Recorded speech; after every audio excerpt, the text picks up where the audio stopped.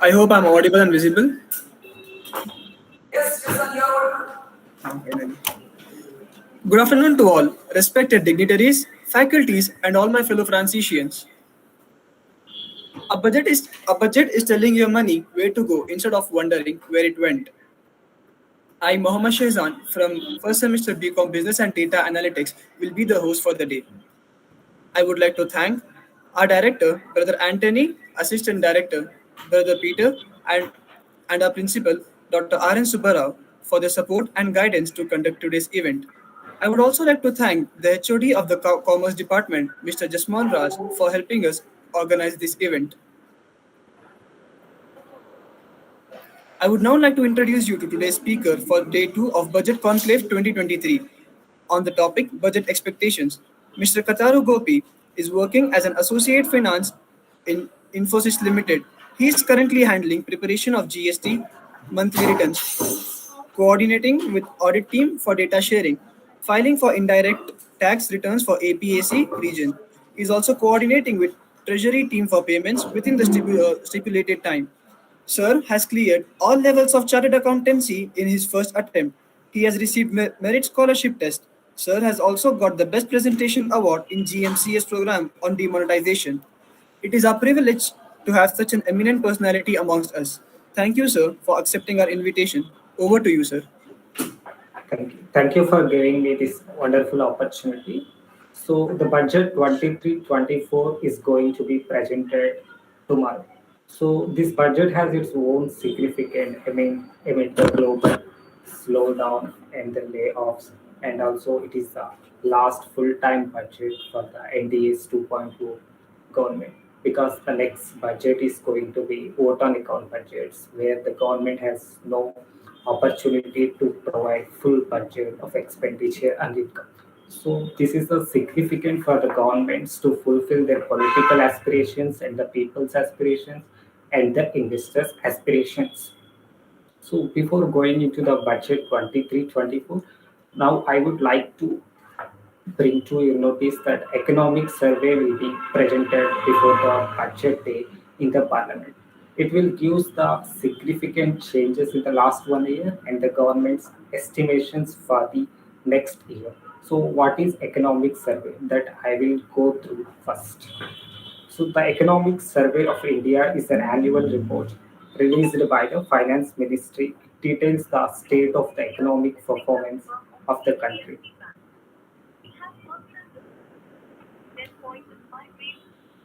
Sir, is it audible?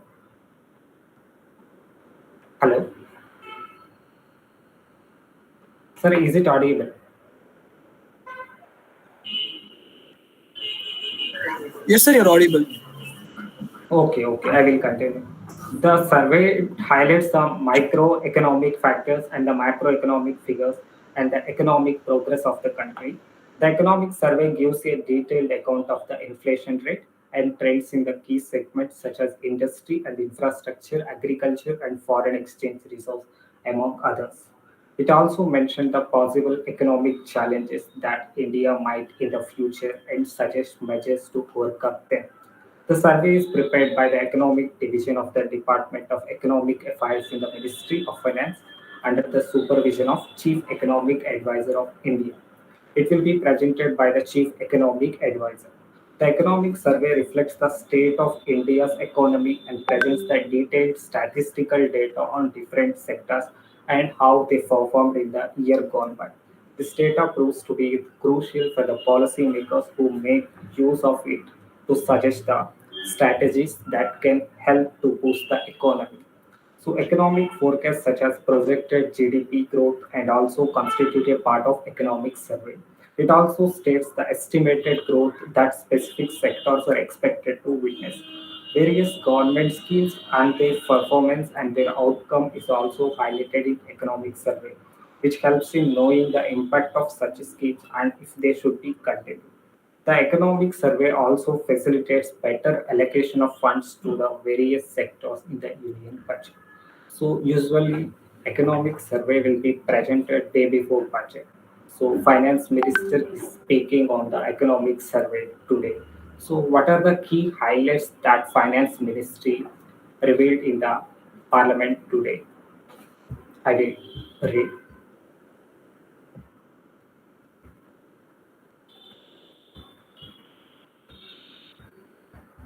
So, Finance Ministry expected capital expenditure target of 7.5 lakh crore for the financial year 23 to be met.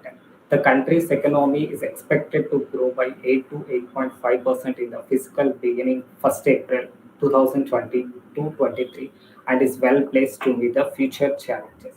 However, the Economic Survey 23-24 projected the growth rate of 6.6 to 6.8%, which is in line with RBI estimations. And also, the central government expected the fiscal deficit to be higher considering the rise in the global commodity prices after the Russia-Ukraine war came into picture.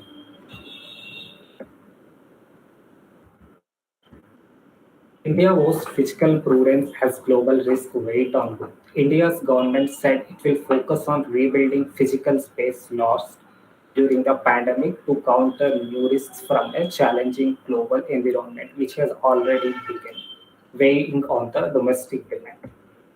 Strong demand and high expenditure to drive growth in the 23-24 as per the economic survey.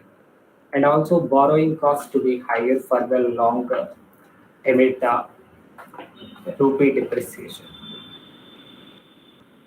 So I would like to share the economic survey of 2021-22 for the brief idea to get what is there in the economic survey.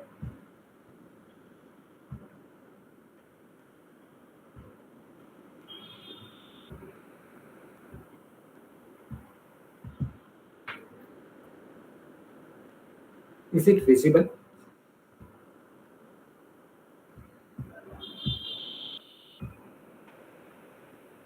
Is it visible, sir? My screen is visible.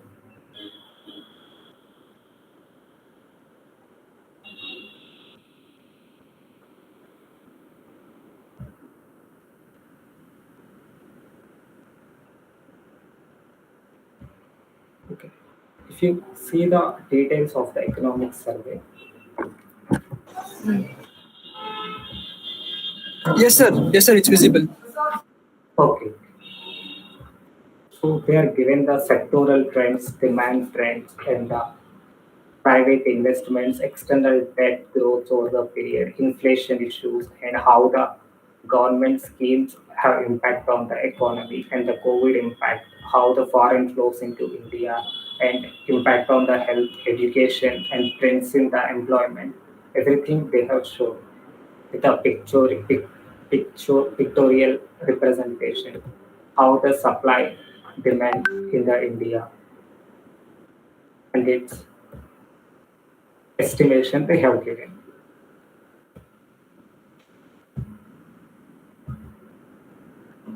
And the tax collections, if you see how the impact of these schemes they have given to the agriculture sector and the banking sectors,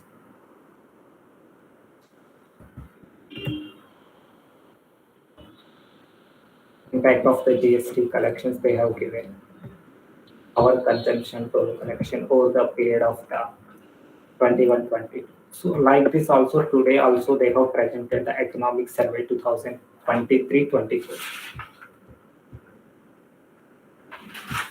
Coming to the budget 2023-24, why this budget is very important in these days. So the Union Budget 2023-24 assumes a significance as it is being presented at a time when headwinds might impact India's economic growth trajectory.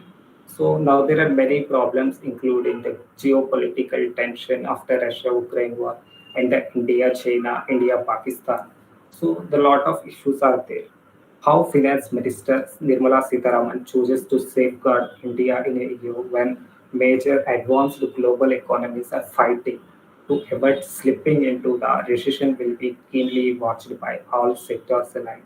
So now, head of Now, under all countries are facing the recession, depression, and the UK already announced that it is in the recession. So, but India is still fighting to far away from the recession, and its growth is higher when compared with the USA and the China, which is likely to be projected at 3%. However, India's growth rate is projected at 6.6 to 6.8%.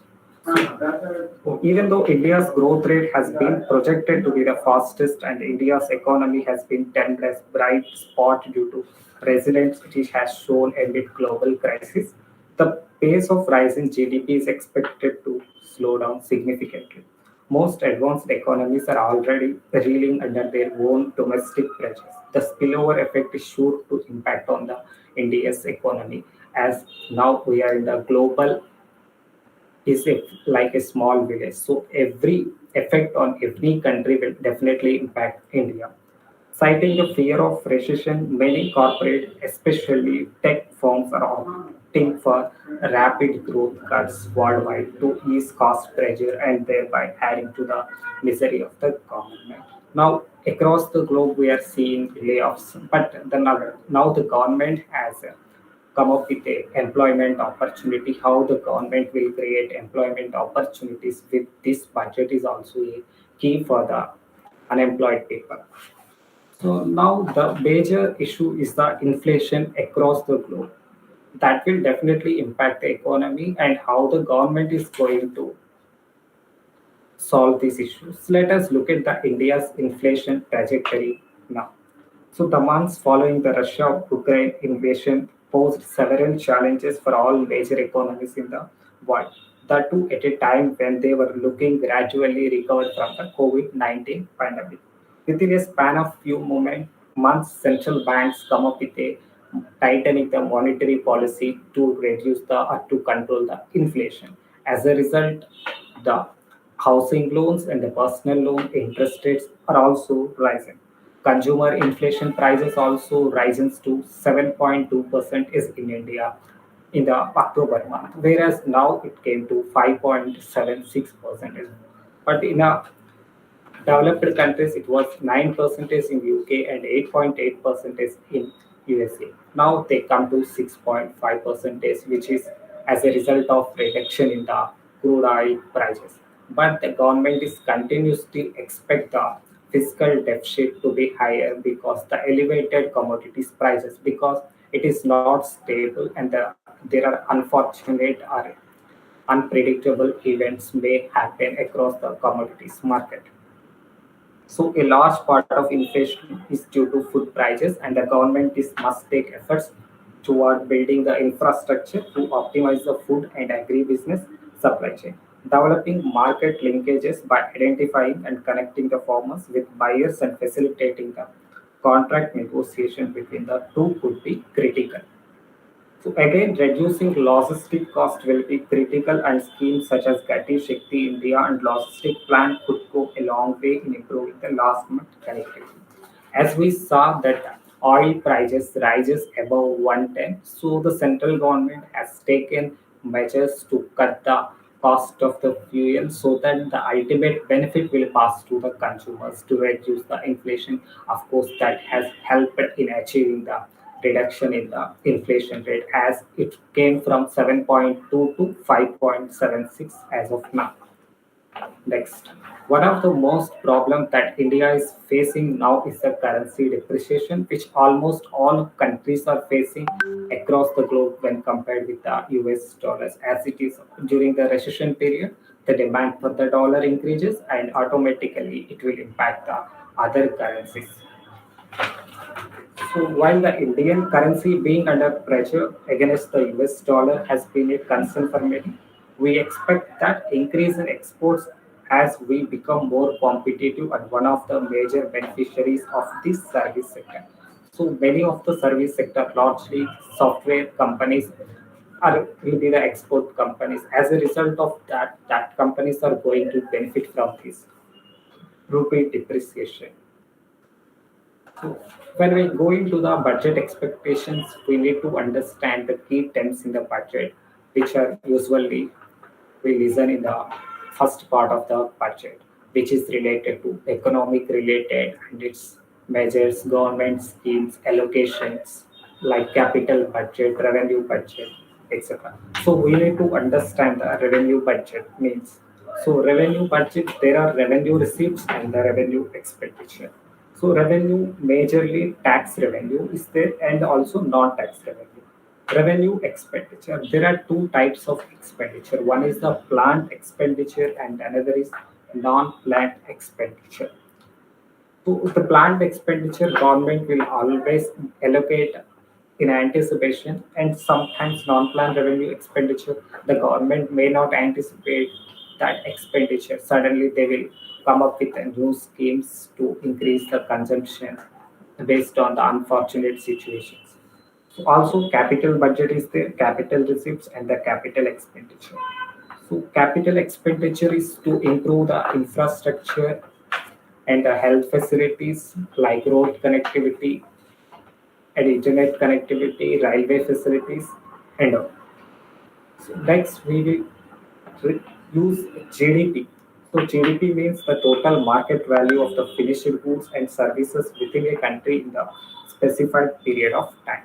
So this every budget will speak about the GDP growth projections, etc. So GDP is a key term, and also fiscal deficit. Fiscal deficit is a key in the budget terms because if you saw fiscal deficit of India is now 6.4%, which is among the highest among the G20 countries.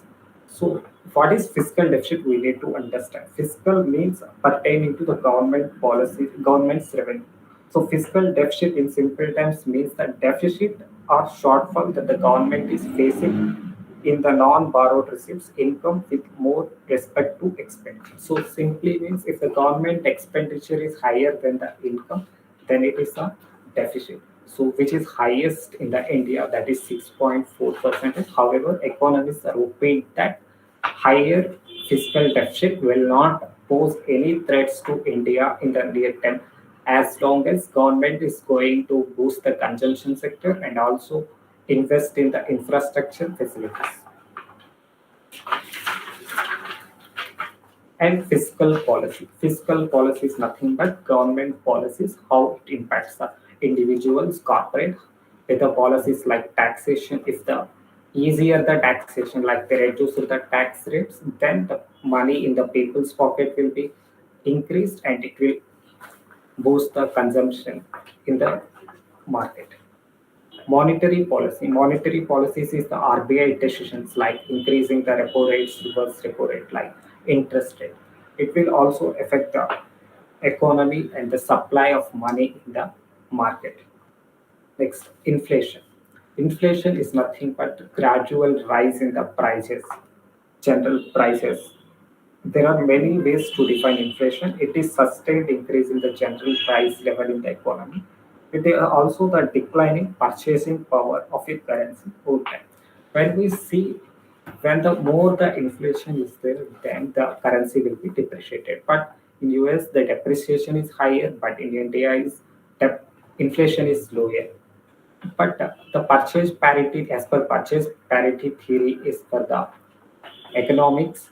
The lower inflation countries will currency will get appreciated and the higher inflation countries currency will be depreciated. But in this scenario, in the recession scenario, this case will not work despite inflation in US is higher, but US currency is appreciating because of the demand.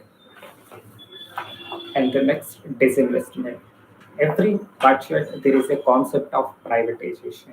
Every people, opposition parties will raise voice against the government on the privatization. So simply disinvestment is nothing but privatization of its asset, selling of its own stake to the private parties. So disinvestment means selling the shares by the government of a public sector company. The government is the shareholder in the public sector company. They can sell these shares to get cash to manage expenditure. So LIC, this is also a disinvestment. LIC stake sold by the government. So now the government may reduce its disinvestment ahead of the its general elections 2024.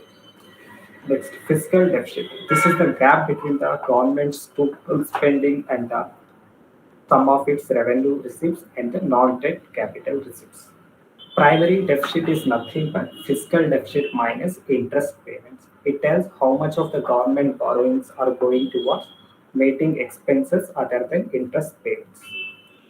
So now India's fiscal deficit, how much is the current and what is the target for the 24-25, 25 to 26? So India has budgeted a deficit of 6.4% of GDP in the current fiscal year ending March, significantly lower than the 9.2 percent gap notched during the first year of the pandemic. So during the pandemic, government has announced 2 lakh crores schemes to increase the consumption and to help the people. So the most of the expenditure government is get through liabilities only, external liabilities. So the gap between the expenditure and revenue increases to 9.2% of the GDP. However, government aims to reduce the gap to below 4.5% of the GDP by 2026.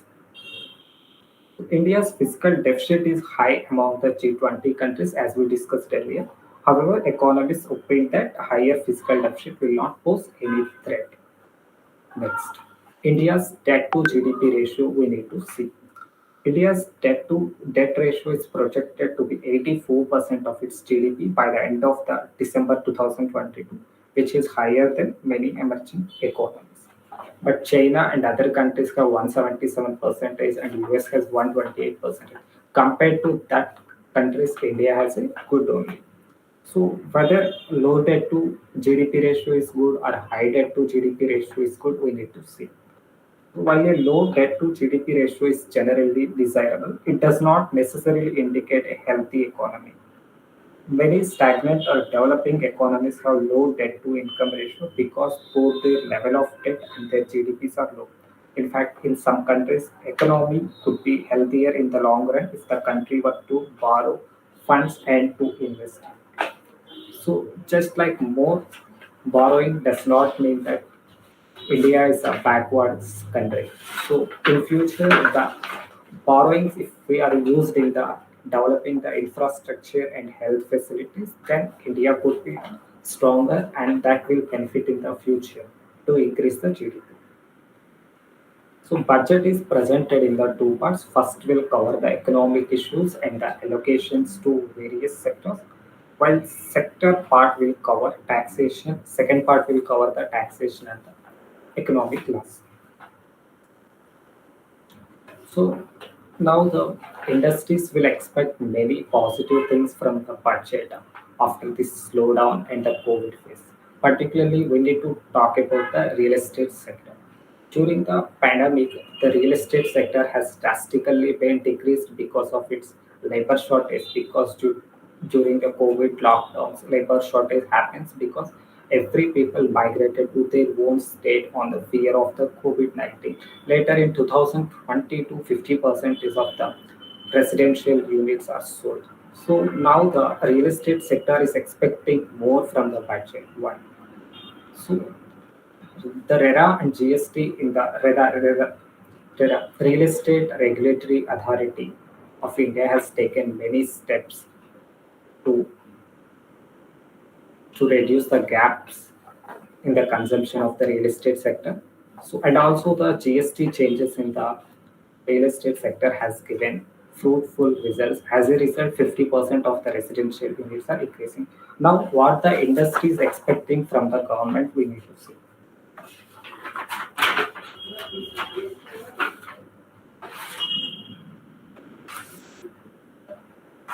So now they are asking for the industry status. Now it is unorganized sector real estate. Most of the labors are unorganized and also they will not get industry sector. So why they are expecting to get industry sector? Industry status can hugely boost the sector.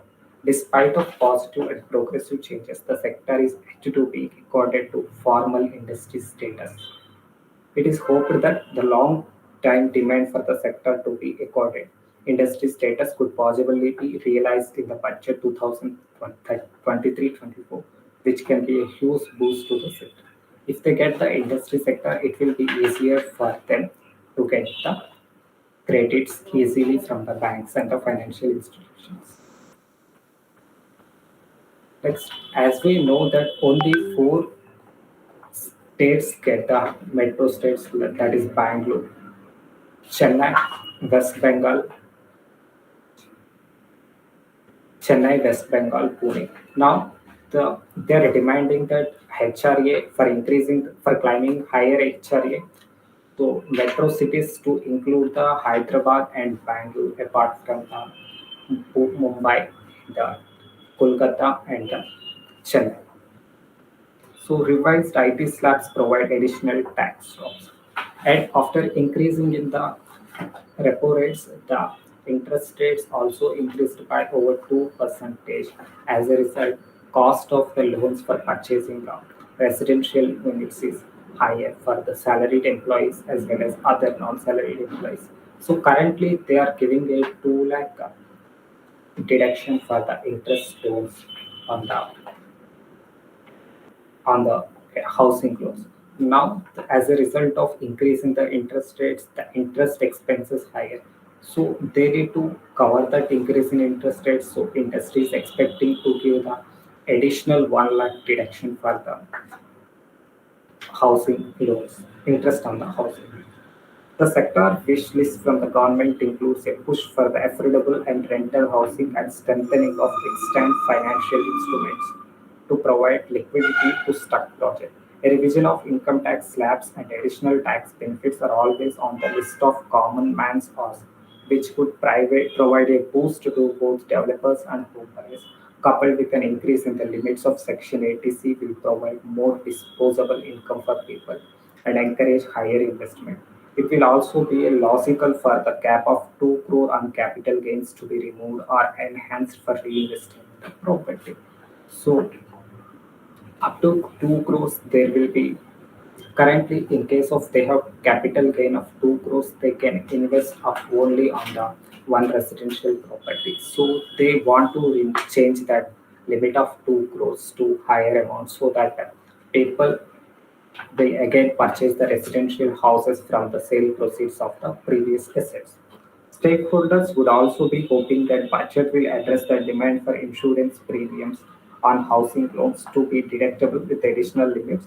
It is expected that the issuance of long-term bonds, tax incentives for home insurance premium, and separate section to client deduction for term insurance premium will help improve the penetration of insurance across the nation. Currently, there is no deduction for the insurance premium taken for the house. So they want to get the additional deduction for the insurance premiums to protect the house also to be allowed as a deduction. Next, they are wanting to change the meaning of the affordable housing. One of the areas requiring government focus would be the redefinition of the affordable housing in line with the rising cost of raw materials and inflation. Appropriate price limit revision for various cities that could allow home buyers and developers to take advantage of benefits such as large tax deductions and the GST exemptions. So currently, on the real estate transaction, GST is levied at the 18%. So it will be borne by the realtor. They're not borne by the either purchaser and also the brokers. So they want to reduce it to the 12 percentage and also allow the credit to the buyer. Clarity need on claiming GST input tax credit. The government aim to achieve housing for all will be realized with co-living operation. For this sector to get better organized clarity and claiming GST input credits will be required and consider the growing scale of co-working and co-living. This budget is expected to bring in this clarity. So there are many restrictions on the climbing of the GST ITC in the real estate sector. If it is 5%, we are not able to climb the credit while paying our output tax liability. So the sector is expecting to give the credit and streamline in the credit process.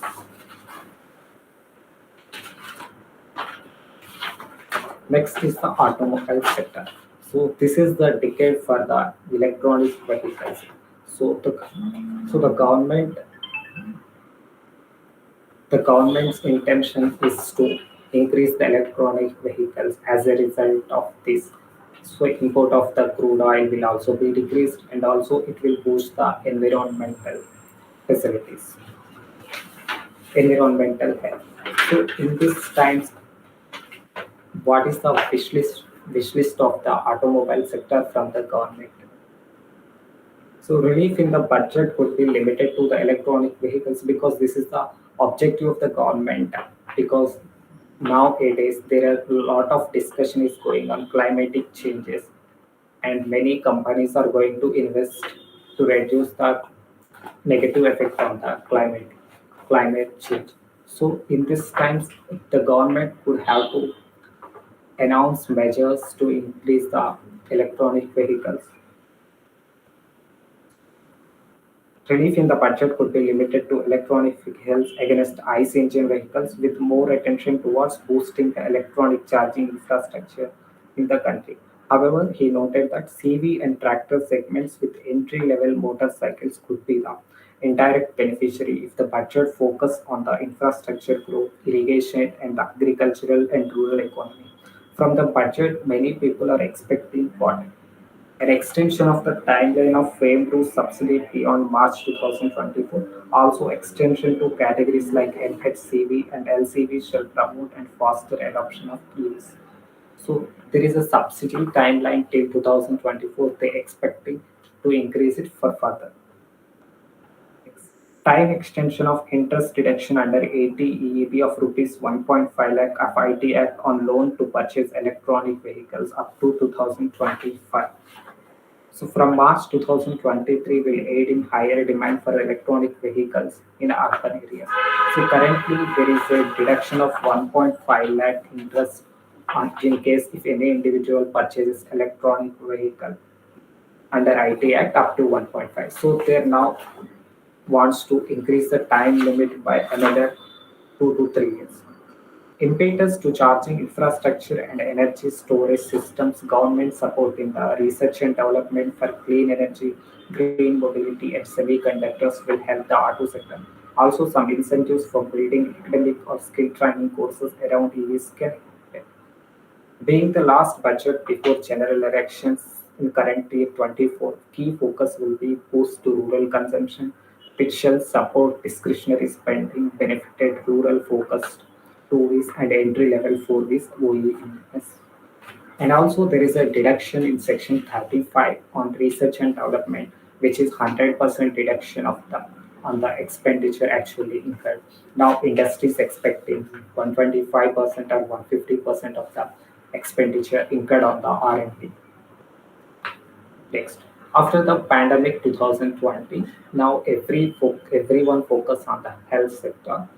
Despite of the pandemic, government continues to impose on the import duties of medical equipment and the customs duty they are imposing. Now the health sector is looking for reduction in the customs duty on the health sector.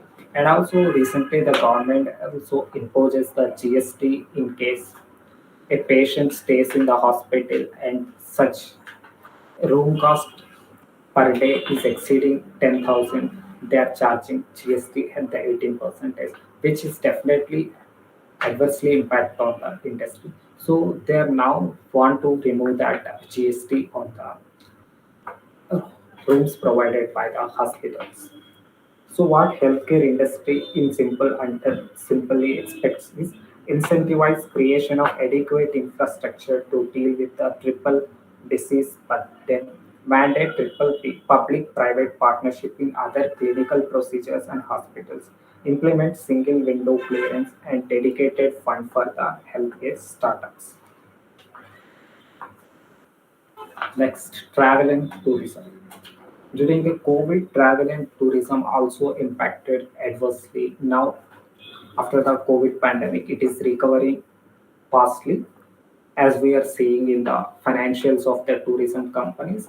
It posts almost a 40% of the growth when compared with the COVID levels. So, what are their expectations on the budget 2024, 23-24? Travel contributes significantly to the service sector in India and generates employment for millions. In order to recognize this contribution to the economy and society, tourism exports must be treated at par with the other exports and services. Disparity between offline and online booking needs to be removed to encourage all travelers to embrace digital India at the grassroots level. And further, customers presently pay 5% GST charge for booking a non-AC bus via online platform, while the GST charge is zero for an offline booking. So they need streamlining the both offline and online, and to remove the GST 5% on the online booking. More emphasis on the travel and tourism industry's revival is needed. This can be done by implementing e-visa fee waiver for a tourist visas and domestic income tax travel credit for Indian citizens and the company. Now, many of the salaried employees will receive leave travel allowance to travel to India across the India. So they also expecting to increase the limit of leave travel allowance so that it will help them the development of the tourism.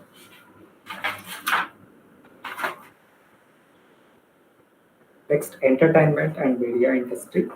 The broadcast industry expects to get the support of policymakers and regulators to address some of the problems that it faces, like new tariff order and piracy. The sector is anticipating light touch regulation, which is going to encourage newer and growing areas like over the top OTT platforms. So there are piracy concerns from the industry. So government has to address these by introducing new laws to control the piracy effectively.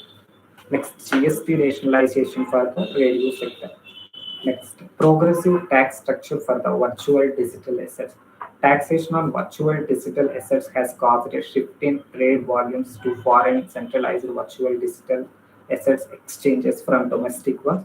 The industry suggests that a progressive tax structure that is able to restore consumer sentiments and boost revenue should be considered. The taxability of virtual digital asset is independent on its location. Clear rules to determine the location of virtual digital asset would help in lowering any potential litigation. The sector believes that relaxation in withholding tax rates applicable to non-theatrical rights will help them manage their working capacity better.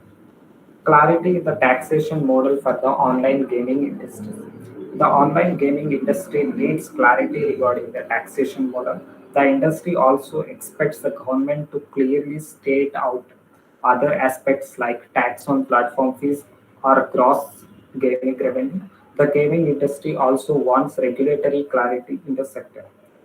Granting infrastructure status to media industry. The media industry wants to be granted infrastructure status. This is going to make it easy for the industry to get financial credits and avail of tax intensive from the government.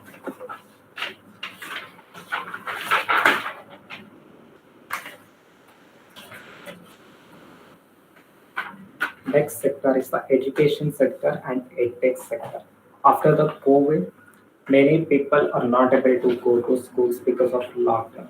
So the need of online education came into picture. So the government, how the government can incentives the online education industry and its support. So with India entering post-pandemic era, after nearly 3 years of massive disruption, education sector is looking forward to the normal, where constant upskilling and increasing digitalization will be the order of the day. Almost after the, if you see the Delhi government is also implementing digital classes recently, AP government also enters into contract with agreement with Byju's to provide digital mobiles to the students, those who are studying 8th class. So the almost many countries are going for the digital education after the COVID era. All eyes will be on the budget allocation for the education sector a year after it crossed the 1 lakh crore mark for the first time. So, new education policy, National Education Policy 2020 is introduced to substantially change the current education and to implement better infrastructure facilities in the education institutions. As per the recommendations of National Education Policy 2020, the education budget should ideally be 6% of the gross domestic product. However, the project figures have never been reached. Education has been financially neglected during the pandemic in 2020-21. Education was placed in C category, the lowest priority among the various sectors. Focus on online learning will further aggravate the deep-rooted socio-economic and cultural divide in the society. Government must focus on building basic infrastructure and robust system of public education before going full throttle on digitalization. The current government has a proponent of digitalization, especially in education. The case of in point is that announcement of digital universities, multilingual e-content, and PM e-Vidya scheme in the last union budget. So Indian edtech sector is looking forward to further support from the government in the upcoming budget. Their main expectation being a major reduction in the GST on online education. Currently, if we buy any classes online, we are need to pay 18% GST on it. So now the industry is expecting to reduce it to 12% or 5%. Further, there is a children allowance. Further, sometimes we will pay EMI. So interest components needs to be allowed as a deduction, and the children education fee should be allowed as a deduction to individuals so that it will increase the education sector in India. Next, agriculture sector. So the India is prominently an agriculturistic economy, which is primary sector. So the need of the hour is that it needs to give incentives to the agriculture, like giving subsidy for the fertilizers, etc. Apart from that, SBI research report recommends to the government that government should focus on agriculture and rural economic development alongside infrastructure development. So this should include incentives for some of the agriculture schemes such as Kisan Credit Card to make it more effective in helping the small and marginal farmers. When I see the budget 2020, the finance minister said that they want to increase the farmers' income double than previous years, but that development is not at all achieved. And also, last budget, government has given Kisan credits and also increases the limit. Now, the SBI research report wants to extend that loans to farmers, even in case they repay the interest portion is enough, because currently they will get loans if they paid interest component and principal component. Now SBI report informs that they need to extend the loans even though only interest portion of the previous loans is repaid.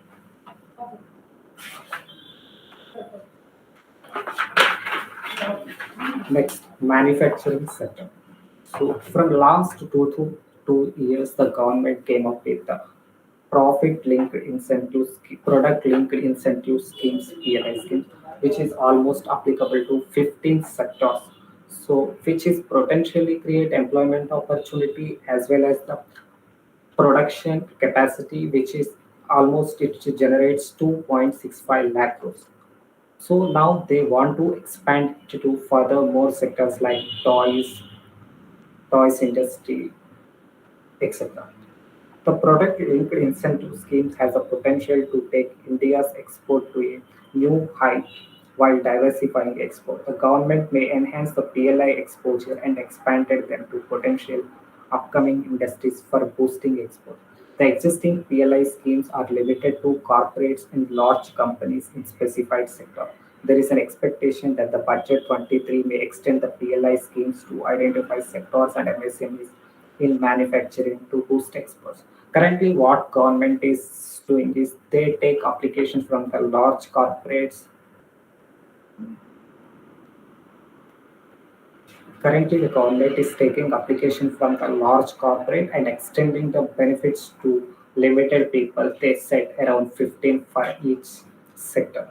So now the industry expects that needs to be extended to MSMEs, micro, small, and medium enterprises. Next, tax incentive for industry.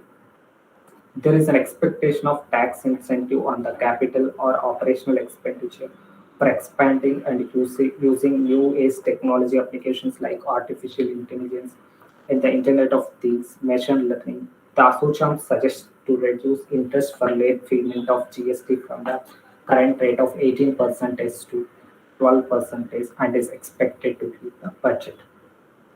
Next, national logistic policy. There is an expectation of implementing the national logistic policy in this budget. The national logistic policy will use bottlenecks and reduce costs.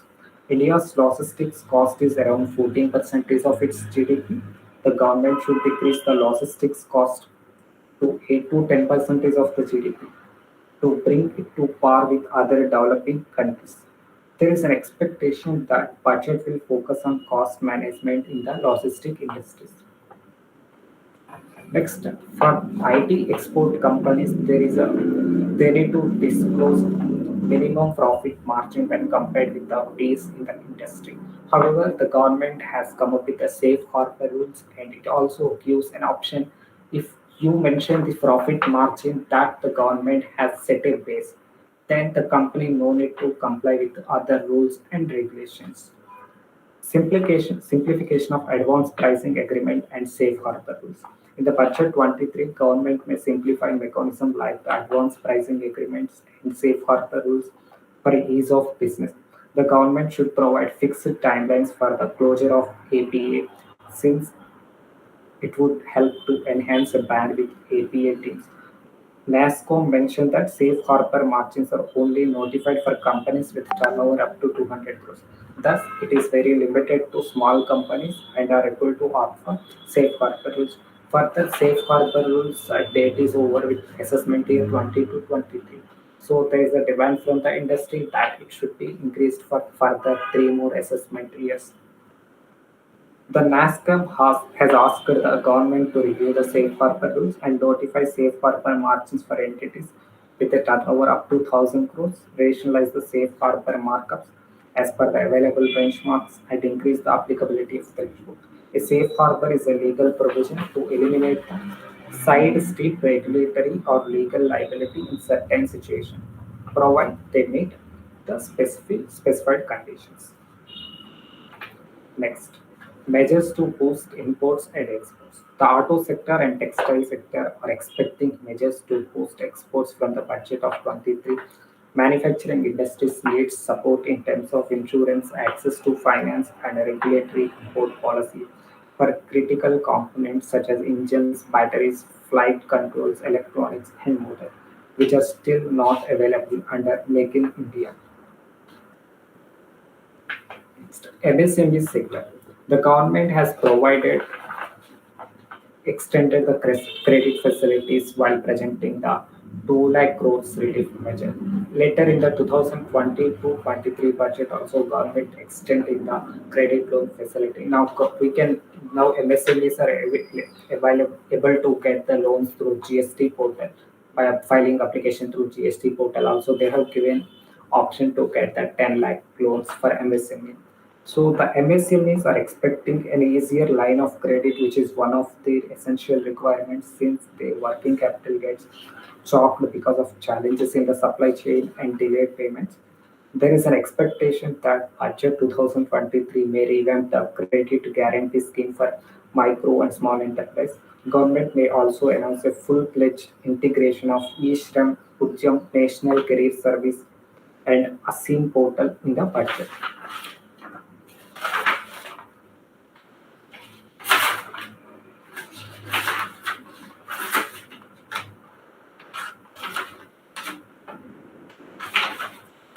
So now we saw the expectations of industries from budget allocations and the facilities for the industries like automobile and also tourism, education sector. Now the focus will shift on the tax proposals for the corporates and the individuals, which we will see in the second part of the budget.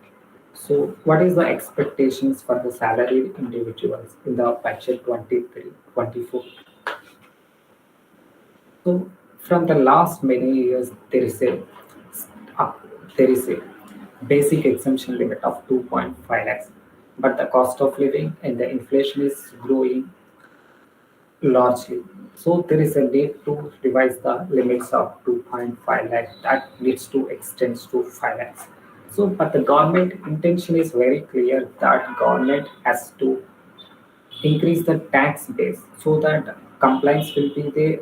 The government will have idea how people will earn money. So government may not come up with a proposal to increase the basic exemption limit of 2.5 lakhs. However, the government may give in the other deductions so that tax filings needs to be done by the individual. So what are the deductions that people are expecting it from the government? So currently section 80C deduction is 1.5 lakhs, so which needs to be increased to 2.5 lakhs considering the cost of living. And also as we discussed while mentioning about the real estate sector expectations, so the growth in interest rates will also lead to reduce the income of the salaried people because large portion of their EMIs will go to the interest. So currently there is a deduction of 1.5 lakh, sorry, 2 lakhs is there for self-occupied and let out property 2 lakhs. So they need to increase the interest deduction to 3 lakhs. Next, they need to also give the status of metros to Bangalore and Hyderabad at par with the Mumbai and also the Kolkata and Chennai. And also they need to give a deduction for the interest on the electronic vehicles to boost the automobile industry as well also to promote the electronic vehicles which will definitely impact positively on the environment.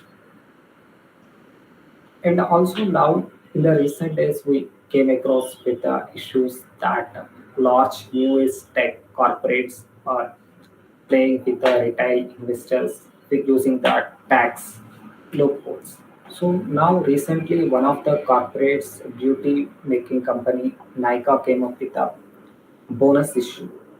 Using the tax practices, they stop the retail investors from exiting the shares and it gives a easy exit to the non-retail participants. What it happens? As per the Income Tax Act, the cost of bonus issue will be zero.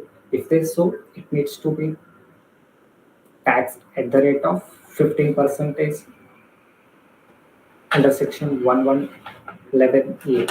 However, for the original shares, the period of holding will be from the date of allotment and it will be long term, it will be short term, it will be long term capital asset and it needs to be taxed at 10%. But when it comes with the long-term capital gains, it will be a loss. And for short-term capital, it will be definitely a gain because the bonus issue price is zero.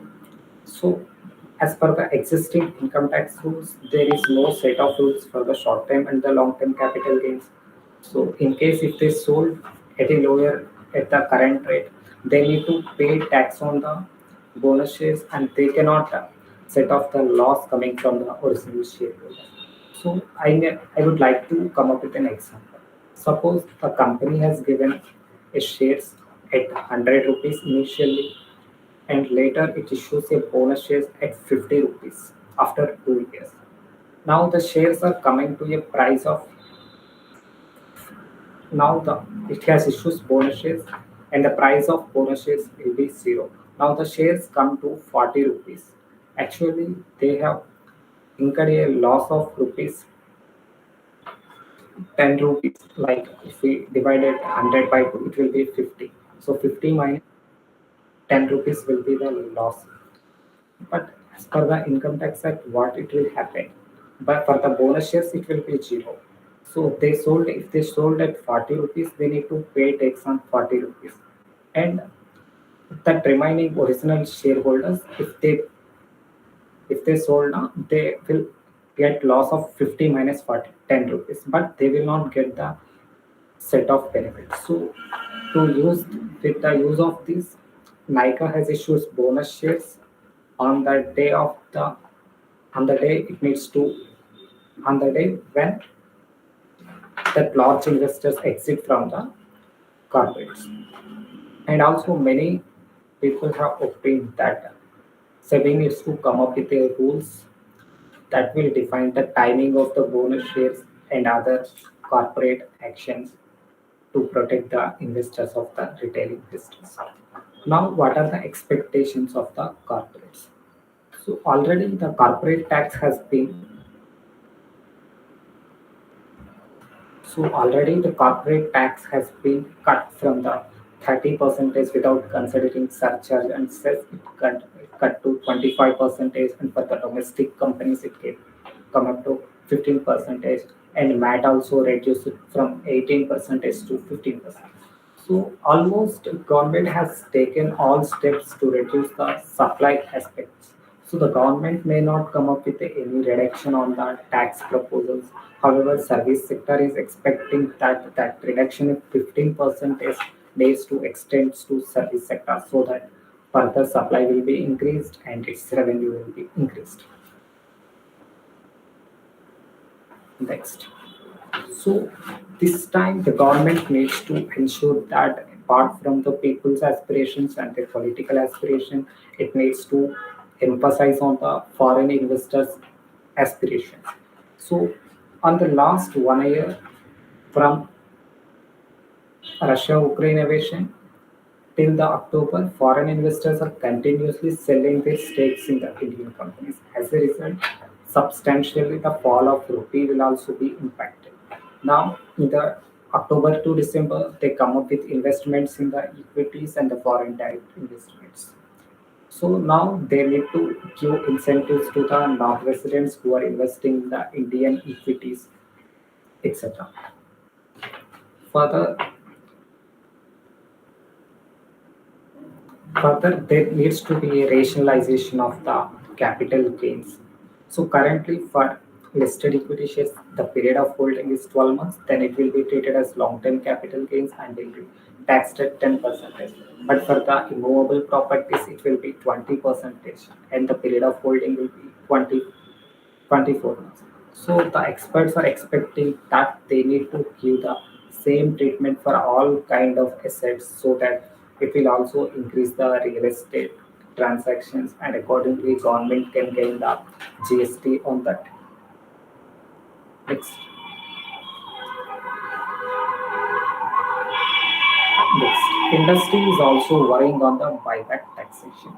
So currently the company is liable to deduct TDS at the rate of company is liable to pay buyback tax at the rate of 20% on the difference between the price they are purchased and the price that they are issued. Suppose the company is issuing shares at rupees 10 and now after a long years they're buying at 300, they need to pay 300 minus 10 into 20 percentage, which is very which is not fair for the companies because some investors might buy in the middle at 200 or 250. So the effectively 50 minus 300 minus 250 is the only income if it is taxable in the shareholders. So as a result, the value of the company is also decreasing and the reduction of the EPS is not directly going to benefit the investors.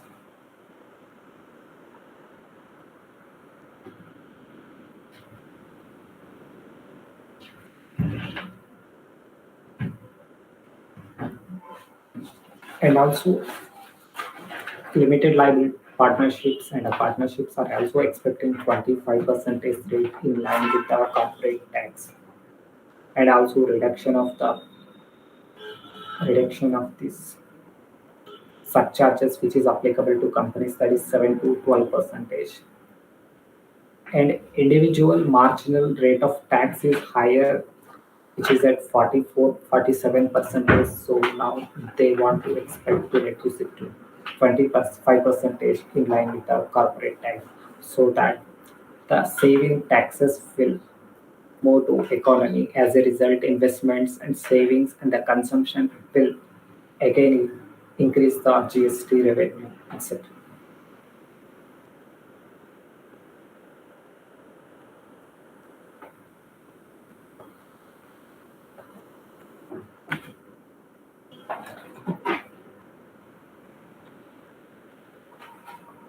Hello, Thomas.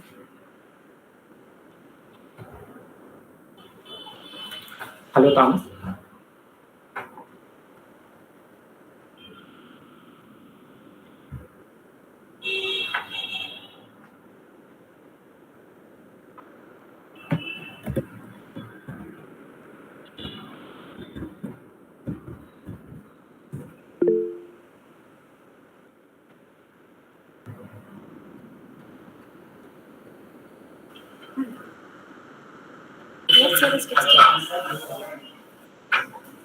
Hello. Hello. Yes, Thomas. My speech was over. In case of any doubts on the taxation perspective, to any people, I can help you to come up with a queries on taxation.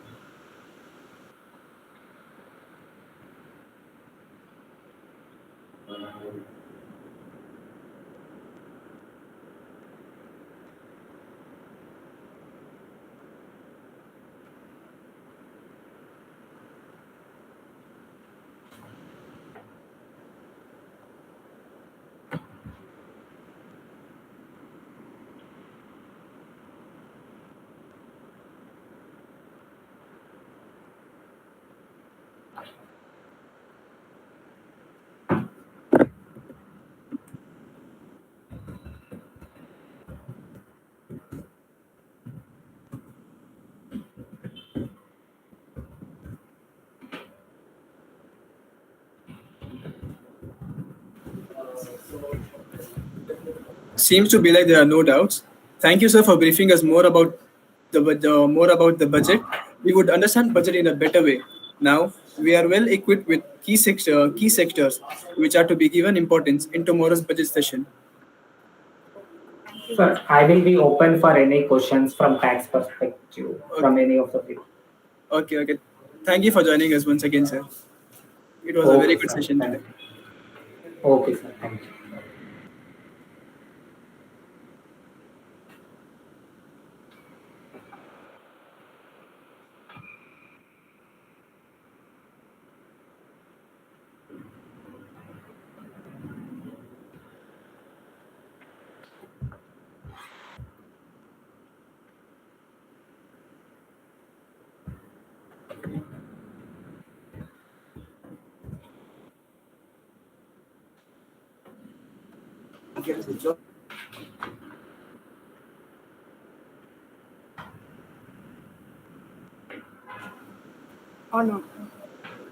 Thank you for a great session, sir.